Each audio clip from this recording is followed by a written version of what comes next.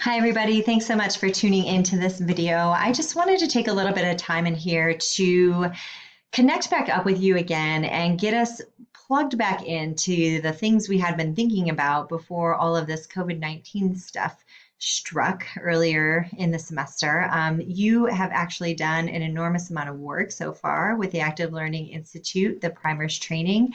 And, we met for 5 sessions, 2 hours each. So we had 10 hours of FaceTime. You've done a bunch of work outside on your own, reading, thinking, generating outcomes. And so we want to make sure that we capitalize on the work you've already done. And then we finish out this training strong so that you're in a position to do some worthwhile redesign work this summer with those 20 hours that you have. And I know, I completely realize and understand we've all been pulled in many directions the last 5 weeks. Our attention has been given to things that we could not have imagined we would be doing back in January. And so if you have put Allie on the back burner, that is okay. I completely understand that. That is reasonable. And so we just want to do some review here, just to kind of remind you of the work that you already did and the stuff we've already had such rich conversations about. So just to sort of review and refresh your memory. So in those first early meetings, we really focused on getting on the same page about what active learning actually is. You looked at some definitions and you worked collaboratively to generate your own group definitions on those big Post-it notes that you posted on the walls. And we had some awesome discussion. And the takeaway from that, Eric and I hope, is that if you remember nothing else from that session or what it was that you wrote on those big sticky notes, we want you to remember this quote by Terry Doyle: "The person who does the work does the learning." That is our favorite active learning quote because it so perfectly captures what active learning is all about. It's really reflecting the brain science that shows us that if we're not engaged physically, mentally in that learning process, it's probably not meaningful learning that's happening. Okay, so we need to approach the task of redesigning our classes with the question in mind of how is it that we put students in the position of being the active learner, the engaged learner, the one who's firing the neurons in their brain and actually doing the work. So then after that, we dove into some research and discussion around the science of learning. So this is the work that people have done looking into how is it that memories are formed, how is it that learning is sustained, how is it that we're able to access, retrieve those memories and use them meaningfully throughout our lives. There's been such great research generated on this, and Eric and I kind of pared it down into our chapter 2, I believe it was, and we gave you that material to look at, and then we came back together and talked about it. And one of the things that you hopefully remember from that is that making long-term memories that are actually retrievable is really hard. And simply covering information or learning it temporarily to use on a test does not mean that that information is going to be accessible to the learner when they actually need it down the road. It's a much more involved process than that.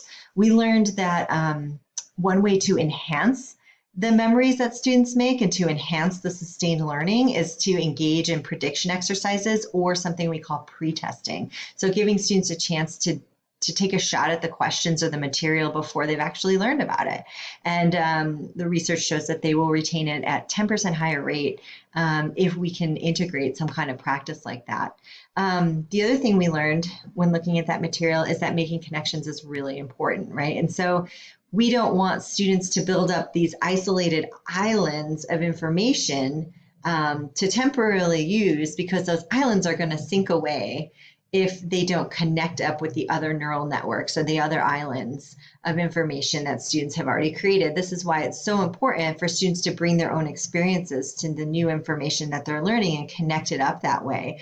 And so how can we create opportunities for students to be drawing those connections and then making connections between the new content that they learn?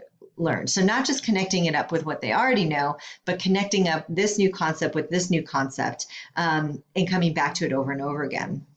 We talked about something called interleaving, and that is a great way to get students to keep connecting things in new ways over and over and over again. We talked a lot about practice in there and how really learning comes down to practice. You know, if you want to learn something new and you want to retain it, you need to practice that skill over and over and over again. And that doesn't just have to do with a physical skill, like something concrete, like inserting, like an IV or something like that. It also has to do with these brain skills too. And so if we want students to retrieve and apply information, they need to keep practicing retrieving and applying information over and over again. If we want them to be critical thinkers on their feet, we need to create situations in class that allow them to practice being critical thinkers on their feet. So that practice applies to all aspects of learning, not just the way that we imagine the physical learning that we do with our hands, but also the physical learning that our brains do. So practice is so important. Practicing that new content or those skills over and over in new situations, that rehearsal, that interleaving, super important.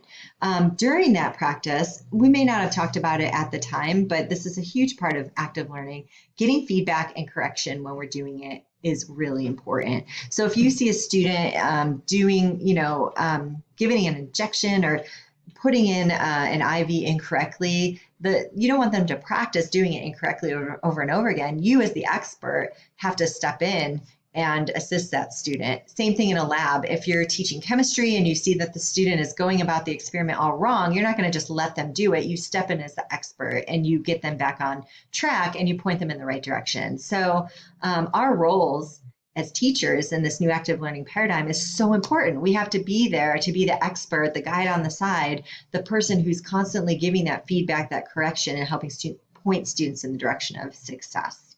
And the other piece we talked about with the science of learning is that growth mindset and how important that is. Students too often come to us with a fixed mindset, that belief that they either have it or they don't. So they will often falsely believe that they are either smart or not, and that their job is to fool us all through their performances into thinking that they're smart. They also tend to think that if something comes easy for them, then they're also smart. They don't want to see, or they haven't been trained to see learning as a struggle, which is actually what learning is. You see your students struggling a great deal in these difficult chemistry and nursing classes. And what we have to normalize for our students is that struggle is really just a part of learning. It doesn't mean that you're stupid. If you're the person in class who has to study for 3 or 4 more hours, it just means that you're more committed to your learning than other students are.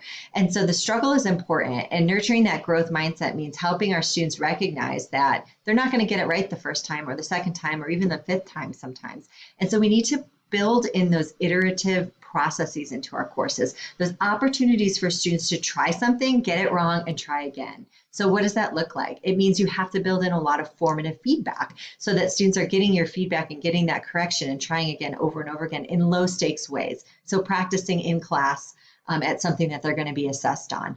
This is why I value essay rewrites so much. I didn't used to really allow or encourage my students to do essay rewrites because it was more work for me. But now I've seen that students need to apply feedback and improve how they're doing it. That iteration is so important that I teach fewer essays now, but I require them to revise their essays. And they may not do so well the first time around, but when they get my feedback and they try it again, oh my gosh, their growth mindset just lights up, because what they learn in that moment is I wasn't perfect the first time I did it, but I got some feedback and I learned it, and look I grew this much, and I went from a C to a B+ on this paper, and holy cow, isn't that amazing? And that's the kind of confidence building that we have to do for our students and build into our course design if we want them to embrace that growth mindset, which is so important for learning. I put test corrections down here. I don't give tests, but text corrections would be the exam version of doing an essay rewrite, where you're allowing students to take that experience and stretch themselves and go back and relearn it and capitalize on what they had already learned and go even further. So all of that science of learning stuff is super important. It's the whole foundation for why we design our classes the way we do in the active learning paradigm. So really important stuff. Moving on from that, we then spend some time looking at the role of lectures. So if we know that this is how our brain works, then what do we do with this thing, this lecture that has always been the hallmark of how most of us teach? What is the place for that in this new active learning paradigm? One thing I want you to recall from our discussions is that lectures are really a way to allow the teacher to do most of the work and the learning. We're the ones reviewing our notes, making the connections, standing at the board, pointing things out, modeling things, giving examples. We're doing the heavy lifting for our students when we're up there lecturing. When we're lecturing, we put students in a very passive role. They are torn between either jotting everything down so that they can get it down because maybe it'll be on the test, versus actually paying attention, trying to follow what we're saying. So lectures put students in a very passive role that is not ideal for learning. However, there are times when we do just need to convey content to our students. I'm doing that with you right now. I am doing a lecture with you right now. And so we suggest that you really look at the science of learning and think about the limitations of attention spans and decide, I'm not going to give an hour and a half lecture straight, but maybe I will give within a 3-hour class 3 micro lectures that are each 15 to 20 minutes that I'm going to sprinkle throughout the course, throughout that daily class period, and break up with other things. It is really important to keep those lectures short, anything more than 15 to 20 minutes, and our students just can't take it. It's cognitive overload and their brains just don't really work with that material after that point. So it's not that we're eliminating lectures, we're repositioning lectures in the classroom. I like to think about it this way. Lecture is still a tool in our toolkit, but it's not the tool. I think in the old knowledge transmission paradigm, lecture is the heavy tool. It's the hammer. It's the thing that we pull out 90% of the time and use in class. In the Active Learning Institute, in the Active Learning paradigm, lecture still has a place, but it's a much smaller tool. We use it sparingly, and we use it when we really do just need to convey information to students. One thing to consider is whether or not students can generate lectures on their own. Quite often, I think we're surprised when we give students a worksheet or something to do collaboratively, and then we invite them up to the board and ask them to put all of that information on the board that they just generated. Oftentimes, as a teacher, we can step back and say, oh my gosh, they did the pre-work, they did the reading, they did the quiz to mastery before they came to class. And look at this, now they're making connections and they're putting all the material on the board that I would have lectured about. Maybe they missed 15 or 20% of it, and that's okay, because as the expert, I can fill in those gaps. But look at how the students are able to generate a lot of that lecture for us. Are there opportunities that you can design your class around for students to generate lectures? We looked at a fellow named Eric Mazur. I hope you remember who he was. He's that interesting Harvard physics professor who teaches in those large lecture halls. His courses are very content heavy, and yet he has turned to active learning. It's not really fitting in the frame, but here he is.